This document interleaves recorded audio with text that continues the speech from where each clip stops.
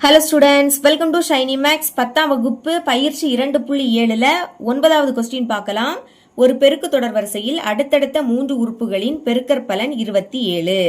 அதாவது பெருக்கு தொடர் வரிசையில் அமைந்த ஒரு 3 உறுப்பு இருக்கு. அந்த 3 உறுப்பை பெருக்குனா 27 கிடைக்கும். மற்றும் அவைகளில் இரண்டு உறுப்புகளின் பெருக்கற்பலனின் கூடுதல் 57/2. இப்போ என்னன்னா அந்த 3 உறுப்புகள்ல இரண்டு உறுப்புகளா பெருக்கி கூட்டுனா நம்மளுக்கு 57/2 கிடைக்குமா எனில் அந்த 3 உறுப்புகளை காண்க. இப்போ அந்த 3 உறுப்புகளை கண்டுபிடிக்கணும். நம்ம இதுக்கு முன்னாடி கூட்டு தொடர் வரிசையிலையும் இதே மாதிரி சம் சால்வ் பண்ணியிருக்கோம். இங்க பெருக்கு தொடர் வரிசை, சரிங்களா? அப்போ பெருக்கு தொடர் வரிசையில் அடுத்தடுத்த 3 உறுப்புகள், அதை இப்படி எழுதிக்கணும். a/r a/ar. இப்ப ஏயோட மதிப்பும் ஆரோட மதிப்பும் கண்டுபிடிச்சு இதுல பிரதியிட்டா நம்மளுக்கு ஈஸியா ஆன்சர் கிடைக்கும், சரிங்களா? முதல் ஏயோட மதிப்பு கண்டுபிடிக்கலாம். அதுக்கு கொஸ்டின்ல பெருக்கற்பலன் 27ன்னு கொடுத்துருக்காங்க.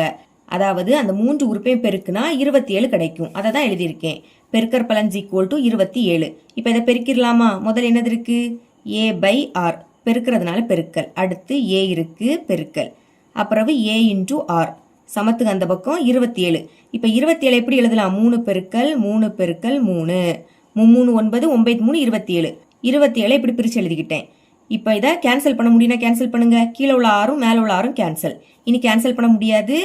ஏ இருக்கு, அதுவும் 3 வாட்டி இருக்கு. 1 2 3. அப்போ அடுக்குல 3ன்னு எழுதிக்கணும். இங்கே பாருங்க 3 இருக்கு, 3 வாட்டி இருக்கு. அப்போ அடுக்குல 3. இப்போ அடுக்கு சமமா இருந்துன்னா அடிமானம் சமமா இருக்கும். இங்கே அடுக்குல 3, இங்கே அடுக்குல 3. அப்போ அடிமானம் சமம். இங்க அடிமானம் ஏ, அங்க என்னது இருக்கு? 3 இருக்கு. அப்ப ஏயோட மதிப்பு என்ன கிடைக்குது? 3ன்னு கிடைக்குது.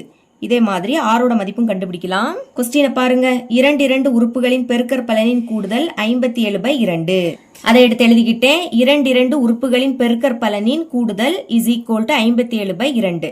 அதாவது இங்க 3 உறுப்பு இருக்கு பாத்தீங்களா? இதுல ரெண்டு உறுப்பா பெருக்கி கூட்டுனா நம்மளுக்கு இது கிடைக்கும், சரிங்களா?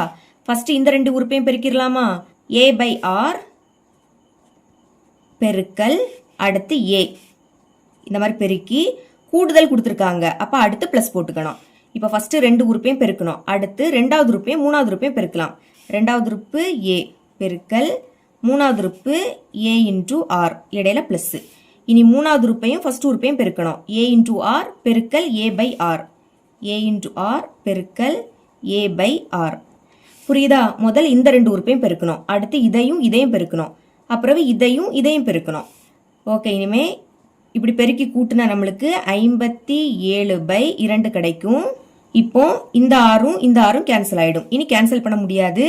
அப்ப ஏயையும் பெருக்குனா என்ன கிடைக்கும்? a² கிடைக்கும். பைக்கு கீழே r இருக்கு, அப்புறம் இந்த பிளஸ். இங்கே அதே மாதிரி ஏயையும் பெருக்குனா a², அப்புறம் இந்த r பிளஸ் ஏயையும் பெருக்குனா a². சமத்துக்கு அந்த பக்கம் என்னது இருக்கு? 57/2 இருக்கு. இப்போ இங்கே a², இங்கே a². அப்போ a² பொதுவா வெளியே எடுத்துருங்க. எடுத்துக்கிட்டு பிராக்கெட்டை ஓபன் பண்ணிக்கணும். இப்போ இங்க இருந்து a² போயிடுச்சுன்னா அங்க 1 தான் இருக்கும். அதாவது 1ஐயும் a² பெருக்குனா a² கிடைக்கும். ஓகேங்களா? இப்போ இங்க இருந்து a² வெளியே எடுத்தா பாக்கி அங்க என்னது இருக்கும்? 1 இருக்கும். பைக்கு கீழே r இருக்கு, அடுத்து பிளஸ். இங்க இருந்து a² வெளியே எடுத்தா பாக்கி r இருக்கும். பிளஸ் இங்க a² தான் இருக்கு, அதையும் வெளியே எடுத்தா அங்க 1 இருக்கும். புரியுதா? 1ஐயும் a² பெருக்குனா a². அங்கிருந்து a² வெளியெடுத்தா பாக்கி அங்க 1 இருக்கும். சமம் அந்த சைடு 57/2. இனி ஏயோட மதிப்பு என்னது? 3. அதை இங்க பிரதியிடலாமா? ஏக்கு பதில் 3 ஸ்கொயர் இருக்கு, எழுதிருங்க. அடுத்து இங்க எல்சிஎம் எடுக்க போறோம். முதல் இந்த 1 எடுத்து எழுதிருங்க. அடுத்து பிளஸ். இனி இந்த ஆரையும் பெருக்கணும். பெருக்குனா r². அடுத்து பிளஸ் இந்த ஆரையும் 1ஐயும் பெருக்கணும். 1க்கு கூட 6 பெருக்குனா 6. அடுத்த பைக்கு கீழே 6 இருக்கு, அதை எடுத்து எழுதிருங்க. புரியுதா? 6க்கு மேல இருக்கக்கூடிய 1 அது அப்படியே வந்துடும். இனி இந்த ஆரையும் இதையும் பெருக்கணும். அடுத்து இதையும் பெருக்கணும். பைக்கு கீழே 6 மட்டும் இருக்கு, அதை அப்படியே எடுத்து எழுதிக்கணும். சமத்துக்கு அந்த பக்கம் 57/2. இனி இந்த 3² அதை இந்த சைடு கொண்டு வந்துடலாமா? அப்ப இங்க என்னது இருக்கும்? 1 கூட்டல் r² பிளஸ் r பைக்கு கீழே r சமம் இங்க 57/2. 3² மதிப்பு என்னது? 9. இது இப்போ பெருக்கல்ல இருக்கு. இங்க வந்துன்னா வகுத்தல மாறும். அதாவது பைக்கு கீழே எழுதணும், சரிங்களா? பெருக்கல் போட்டு தான் எழுதணும். 3² மதிப்பு என்னது? 9. அதை எடுத்து எழுதிருங்க. இப்ப இது 2 3ஆ எப்படி கேன்சல் ஆகும்? 3 9. 5ல 3 ஒரு வாட்டி தான் இருக்கும். 1 3 3ஆ? 5ல இருந்து 3 கழிச்சா 2. இது இப்போ 27. அப்போ 9 3 27. இனி கேன்சல் பண்ண முடியாது. இதை அப்படியே எடுத்து எழுதிக்கலாம். 1 கூட்டல் ஆர் ஸ்கொயர் ப்ளஸ் ஆர் பைக்கு கீழே ஆர் இஸ் ஈக்குவல் டு அங்கே மேலே 19 இருக்குது. இனி 2 3 பெருக்குன்னா 6. அங்கே இடந்த வேலை, அதனால அதே ஸ்டெப் இங்கே எடுத்து எழுதியாச்சு. இப்போ கீழே உள்ள ஆரையும் மேலே இருக்கிறத பெருக்கலாமா? முதல் ஆர் எடுத்து எழுதிக்கோங்க. பிராக்கெட்டுக்குள்ளே மேலே இருக்கிறத எடுத்து எழுதிக்கணும். 1 கூட்டல் ஆர் ஸ்கொயர் கூட்டல் இந்த ஆர் சமம். இனி இந்த ஆரையும் 19ஐயும் பெருக்குங்க. பெருக்குனா 19 இன்டூ 6ன்னு கிடைக்கும். இப்போ இந்த 6 உள்ளே கொண்டு பெருக்கலாமா? 6ஐயும் 1ஐயும் பெருக்குனா 6. அடுத்து ப்ளஸ். இனி 6ஐயும் ஆர் ஸ்கொயரையும் பெருக்கலாம். பெருக்குனா 6 இன்டூ ஆர் ஸ்கொயர் ப்ளஸ் 6ஐயும் இந்த 6ஐயும் பெருக்குங்க. 6 இன்டூ ஆர். இப்போ இதை இங்கே கொண்டு வந்துடலாமா? முன்னாடி குறியீடு இல்லாட்டா ப்ளஸ் இருக்குன்னு அர்த்தம். ப்ளஸ் இங்கே வந்துன்னா மைனஸ் ஆகிடும். Minus 19 into r. இனி அங்கே எதுவுமே இருக்காது. அப்போ 0ன்னு எழுதிக்கலாம். இனி இதை வரிசையை எடுத்து எழுதிக்கணும். முதல் 6 ஆர் ஸ்கொயர். அடுத்து இங்கேயும் 6 இருக்குது, இங்கேயும் 6 இருக்குது. ஒரு மைனஸ். அப்போ கழிச்சு பெரிய எண்ணோட குறியீடை போடணும். கழிங்க 19லேருந்து 6 கழிச்சா 13. பெரிய எண் 19, அதோட குறியீடு மைனஸ். அப்போ மைனஸ் கழிக்கும் போது 13 வந்து 2லேயும் 6 இருக்குது, அதை ஒரு வாட்டி எழுதிக்கலாம். இனி முன்னாடி குறியீடு இல்லாட்டா ப்ளஸ் இருக்குன்னு அர்த்தம். இப்போ இந்த ப்ளஸ் 6 இங்கே எடுத்து எழுதிக்கலாம். சமத்துக்கு அந்த பக்கம் 0. இப்போ இதோட காரணிகள் கண்டுபிடிக்கலாமா? அப்போ இந்த 6ஐயும் கடைசி இருக்கக்கூடிய இந்த 6ஐயும் பெருக்குங்க. 6 6 36, ரெண்டுமே ப்ளஸ். அப்போ ப்ளஸ் 36 பெருக்கும்போது என்ன கிடைக்கணும்? ப்ளஸ் 36 கிடைக்கணும். அடுத்து கூட்டும் போது என்ன கிடைக்கணும்னா சென்டரில் உள்ளது மைனஸ் 13. சரிங்களா? இப்போ பெருக்கும்போது 36 எப்பெல்லாம் வரும்? 6ஐயும் 6ஐயும் பெருக்குனா 36 கிடைக்கும். இனி 4ஐயும் 9ஐயும் பெருக்குனாலும் 36 கிடைக்கும். இங்கே கூட்டுனா 13 வரணும். இப்போ கூட்டுங்க. 6ஐயும் 6ஐயும் கூட்டினா 12 தான் வரும். அப்போ இது வராது. 4ஐயும் 9ஐயும் கூட்டினா 13 வரும். அப்போ இதை எடுத்துக்கலாமா? எழுதிக்கிறேன். இந்த 4ஐ இங்கே எடுத்து எழுதிக்கலாம். இந்த 9ஐ இங்கே எழுதிருங்க. இனி இங்கே ப்ளஸ் இருக்குது. பெருக்கும் போது எப்பெல்லாம் ப்ளஸ் போடுவோம்? ரெண்டுமே ப்ளஸ் குறியீடில் இருந்தால் ப்ளஸ் போடுவோம். ரெண்டுமே மைனஸில் இருந்தாலும் ப்ளஸ் போடுவோம்.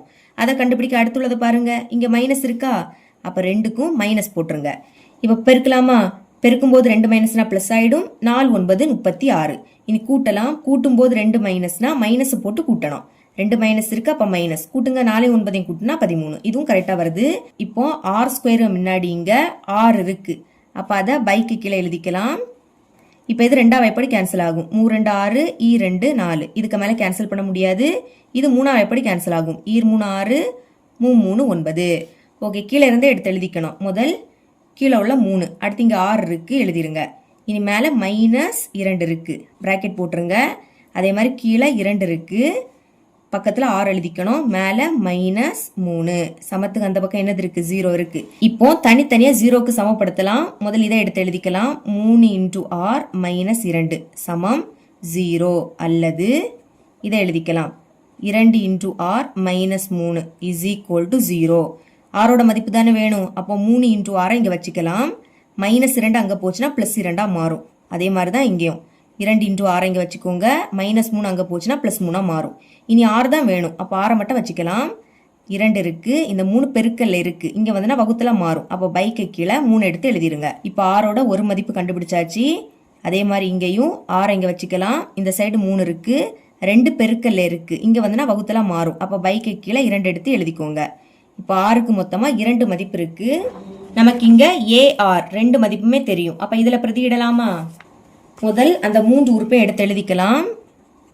ஏ by R comma A comma A into R. Okay, ஏயோட மதிப்பு என்ன கண்டுபிடிச்சோம்? 3ன்னு கண்டுபிடிச்சோம். ஆரோட பிளேஸில் முதல் இதை பிரதியிடலாம், அதுக்கடுத்து அதை பிரதியிடலாம். சரிங்களா? பிரதியிடுங்க. ஏயோட மதிப்பு 3 பை ஆர். ஆரோட மதிப்பு என்னது? 2 பை 3 கமா. இனி ஏயோட மதிப்பு 3 கமா மறுபடியும் ஏ, அதுக்கு பதில் 3. இடையில எதுவும் இல்லாட்டா பெருக்கல் இருக்குன்னு அர்த்தம். இனி ஆரோட மதிப்பு 2 பை 3. இப்போ இந்த 3 எடுத்து எழுதிக்கலாம். இந்த பைக்கு பதில் பெருக்கல் போட்டுருங்க. கீழே உள்ள பின்னத்தை தலைகீழாக எழுதணும். அதாவது கீழே உள்ள 3 மேலேயும், மேலே இருக்கக்கூடிய 2 கீழே வந்துடும். கமா இந்த 3. அடுத்து இந்த 3 இந்த 3 கேன்சல். பாக்கி அங்கே 2 மட்டும் இருக்கும். இங்கே கேன்சல் பண்ண முடியாது. அப்போ பெருக்கிருங்க. 3 3 பெருக்குனா 9. பைக்கு கீழே 2 கமா 3 கமா 2. இதுதான் ஃபர்ஸ்ட் ஆன்சர். எழுதிக்கலாம். தேர்ஃபோர் தேவையான 3 உறுப்புகள் is equal to 9 by 2 comma 3 comma 2. இனி 6க்கு இந்த மதிப்பை பிரதியிடலாம். ஓகே, ஏயோட மதிப்பு அதே தான் 3. 6க்கு இப்போ 3 பை 2. சரிங்களா? இந்த 3 உறுப்பை எடுத்து எழுதிக்கலாம். A by R comma A comma A into R. பிரதியிடுங்க ஏ. ஏயோட மதிப்பு என்னது 3 பை ஆர். ஆரோட மதிப்பு 3 பை 2 கமா ஏ. ஏயோட மதிப்பு 3. மறுபடியும் ஏ, அதுக்கு பதில் 3. இடையில எதுவும் இல்லாட்டா பெருக்கல் இருக்குன்னு அர்த்தம். ஆரோட மதிப்பு என்னது 3 பை 2. ஓகே, இப்போ இந்த 3 எடுத்து எழுதிருங்க. பைக்கு பதில் பெருக்கல் போட்டுருங்க. கீழே பின்னத்தை தலைகீழ எழுதணும். அதாவது கீழே உள்ள 2 மேலையும் மேலே 3 கீழே வந்துடும். அடுத்து இந்த 3 இதை கேன்சல் பண்ண முடியாது, அப்போ பெருக்கிடலாம். 3 9. பைக்கு கீழே 2 இருக்கு. இங்கே இந்த 3 கேன்சல் ஆகிடும். அப்போ இங்கே பாக்கி 2 இருக்கு. அடுத்து 3. இனி இந்த 9 பை 2. இது இன்னொரு ஆன்சர் எழுதிடலாமா? தேர்ஃபோர் தேவையான 3 உறுப்புகள் இஸ் ஈக்குவல் டு 2, 3, 9 பை 2. பாருங்க, இந்த ஆன்சரும் சேம் தான். ரிவைஸ்ல வந்திருக்கு. சரிங்களா? இப்படி வந்துன்னா இந்த சம் கரெக்ட். இங்க இந்த மாதிரி அம்பு குறி போட்டுருங்க. சரிங்களா? ஓகே, இவ்வளவு தான் இந்த சம்.